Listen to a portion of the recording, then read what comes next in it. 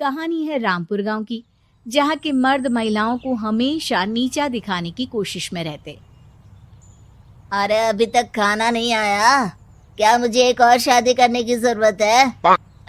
नहीं जी नहीं, ऐसा मत करना, वरना मैं कहाँ जाऊंगी। खाना लेकर मैं अभी आई जी। गांव की पंचायत में भी फैसले हमेशा औरतों के खिलाफ ही रहते। मैं जो फैसला सुनाता हूँ वो भगवान की आज्ञा होती है। इस लड़के ने अपने मन से शादी करके अच्छा नहीं किया। लड़के को घर भेज दो और इसकी शादी इसकी जाति की किसी लड़के से करवा दो, लेकिन ये लड़की, इसे तो गांव के बाहर निकाल दो। नहीं नहीं जमींदार साहब, ये क्या बोल रहे हैं? ऐसा नहीं हो सकता। मेरी बेटी मासूम है, इसे अच्छे बुरे की समझ नहीं है। अरे कहाँ जाएगी ये बेचारी? कहाँ जाएगी? इतनी चिंता है तो पूरे परिवार का गांव निकाला कर देते हैं। बेचारे पूरे बसे बसाए परिवार को गांव छोड़ना पड़ता है। चाहे जो हो, अगर बेटियों को कंट्रोल नहीं कर सकते तो गांव में रहने का कोई मतलब नहीं है।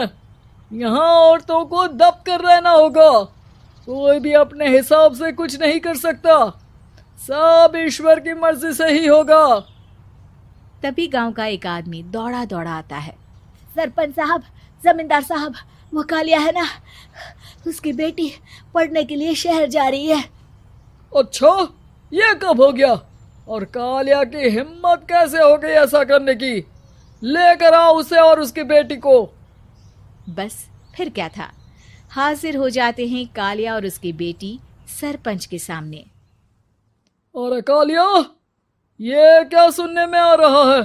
बेटी को इंजीनियर बना रहा है तू? और ये बता, गांव में तो स्कूल नहीं है, फिर कहां से इतनी क्लास पास कर गई तेरी बेटी? राधा, जो कि कालिया की बेटी है, उसे लगता है कि सरपंच उसकी तारीफ कर रहे हैं। सरपंच जी, मैंने ऑनलाइन पढ़ाई की है, डिस्टेंस लर्निंग से।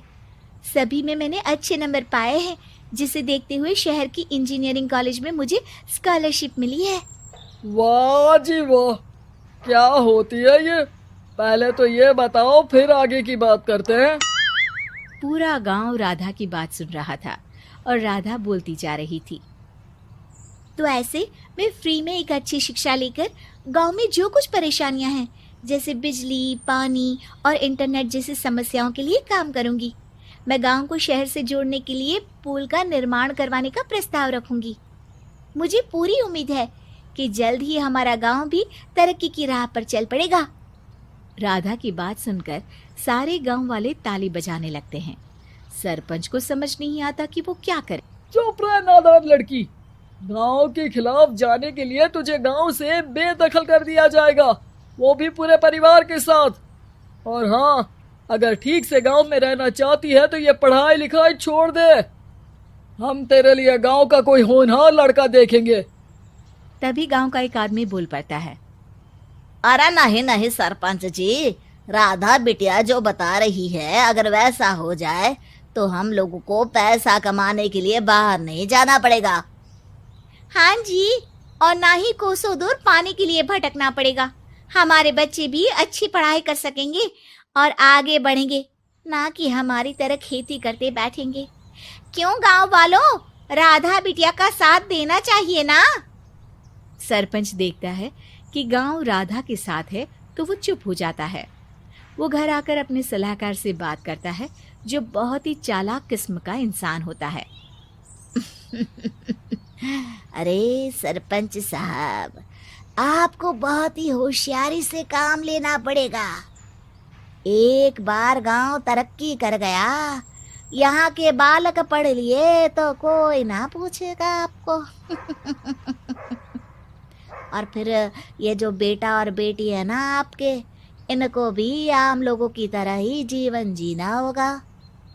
हाँ, लेकिन करे तो क्या करे? वो ना आप मुझ पर छोड़ दीजिए, बस मैं जैसा बोलूं करते जाइए। अगले रोज सुबह जब गांव वाले सोकर उठते हैं तो राधा के घर के बाहर और साथ ही वो लोग जिन्होंने राधा का सपोर्ट किया था, उनके घर के आगे लाल रंग से कल आऊंगी लिखा होता है। कल आऊंगी, यह क्या होता है? अरे यह तो खून से लिखा है, लगता है कोई भूत प्रेत या चुड़ैल का साया है। चलो सरपंच जी के पास चलते हैं। सभी सरपंच के पास जाकर उसे सारी बात बताते हैं। अरे ये तो बड़ी मुश्किल की बात है। चलो मैं एक बाबा को जानता हूँ, उन्हें बुला लेता हूँ। सरपंच बाबा को लेकर गांव के घर के बाहर जाता है। ओहो, तो ये वो चुड़ैल है जो उन लोगों को निशाना बनाते हैं जो गांव को बदलने का सपना देखते हैं। वो गांव को ऐसे ही संपन्न देखना चाहती है। वो नहीं चाहती कि कोई बाहरी यहाँ का कायाकल्प करे। क्या तुम लोगों में से किसी ने गांव को बदलने की सोच रखी है? तभी राधा की माँ रोते रोते आती है। मेरी राधा घर से गायब हो गई है। अरे कोई तो बचाओ, मेरी बच्ची कहाँ गई?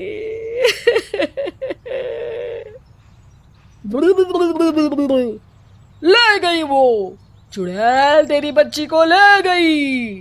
अब वो उसे श्रापित करके छोड़ेगी, उस पर चुड़ैल का साया हो जाएगा। तभी बुरी सी हालत में राधा भी वहां आ जाती है।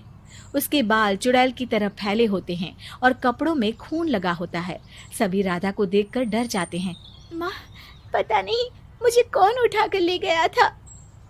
अरे दूर दूर हो जा चुड़ैल, अब हम लोग इस गांव में नहीं रुकेंगे। अरे कैसे बातें कर रहे हैं आप? कल तो आप मेरे भरोसे गांव का हुलिया बदलने, अपने बच्चों को पढ़ाने और तरक्की उन्नति की बात कर रहे थे, तो आज क्या हो गया आपको? ये फिर तुम लोगों को बहकाएगी। ये चुड़ैल गांव में आ चुकी है, ऐसे ही ये तुम्हारे घर के बच्चों को भी ले जाएगी। गांव वाले राधा को गांव से बाहर निकाल देते हैं। उसके माँ बाप रोते रहते हैं, लेकिन गांव वाले नहीं मानते। मैं भी अपनी बहन के साथ गांव के बाहर रहूंगा, लेकिन वो पढ़ाई नहीं छोड़ेगी। वहीं सरपंच के घर पर सलाहकार कहता है।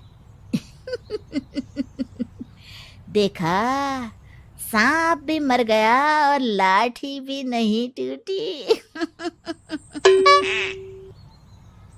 लेकिन अगले ही दिन सरपंच के घर के बाहर भी वही शब्द लिखे होते हैं और फिर सरपंच की बीवी कहती है, हमारी बेटी को किसी ने अगवा कर लिया है।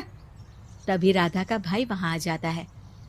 अरे गांव वालों, मैंने सरपंच जी की बेटी को देखा था। वो चुड़ैल उसे उठाकर ले जा रही थी। अरे क्या मजाक कर रहे हो? नहीं नहीं सरपंच जी, आप नहीं जानते। वो चुड़ैल अब आपकी बेटी में आ जाएगी, जैसे राधा के अंदर आ गई थी। तभी सरपंच की बेटी वैसी ही हालत में वहां आती है जैसे राधा आई थी। पापा, पता नहीं कैसे मैं गायब हो गई थी। चुड़ैल, इसके अंदर भी चुड़ैल का साया है, मारो इसे। अरे नहीं नहीं, इसे भी राधा के पास गांव के बाहर ही भेज दो। अरे चुप रहो, मेरी बेटी कहीं नहीं जाएगी और चुड़ैल वुड़ैल कुछ नहीं होता है।